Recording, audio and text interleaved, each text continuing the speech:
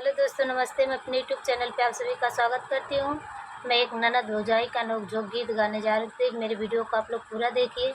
मेरा भी सपोर्ट कीजिए। प्लीज़ आप लोगों से रिक्वेस्ट है, मेरी वीडियो आपको कैसे लगेगी कमेंट में बताइएगा।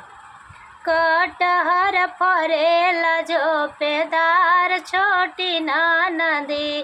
कटहर फरेला झोपेदार छोटी ननदी, दार छोटी ननदी झोपेदार छोटी ननदी, कटहर फरेला झोपेदार छोटी ननदी, कटहर फरेला झोपेदार छोटी ननदी,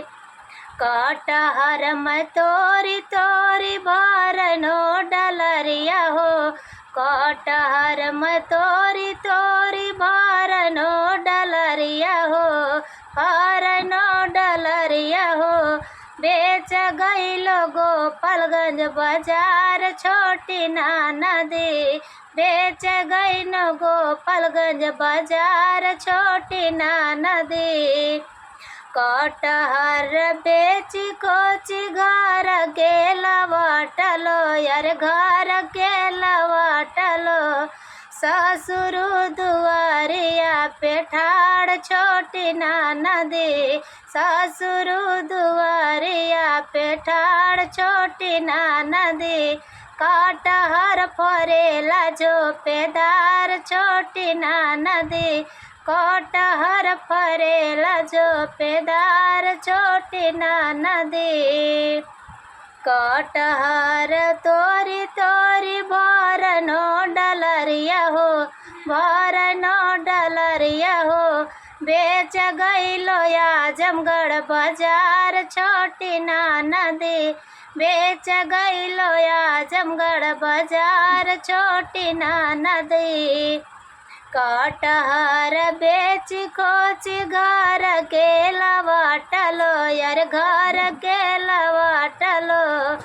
भसुरु दुआरिया पे ठाड़ छोटी ननदी, भसुरु दुआरिया पे ठाड़ छोटी ननदी, कटहर फरेला झोपेदार छोटी ननदी, कटहर फरेला झोपेदार छोटी ननदी,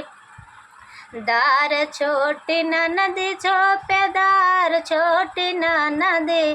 कटहर फरेला झोपेदार छोटी ननदी, कटहर फरेला झोपेदार छोटी ननदी,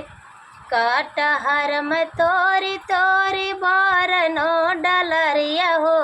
भरनो डलरिया हो, बेच गईलो गाजीपुर बाजार छोटी ननदी, बेच गईलो गाजीपुर बाजार छोटी ननदी, कटहर में बेची कोची घर के लवाटलो यार, घर के लवाटलो,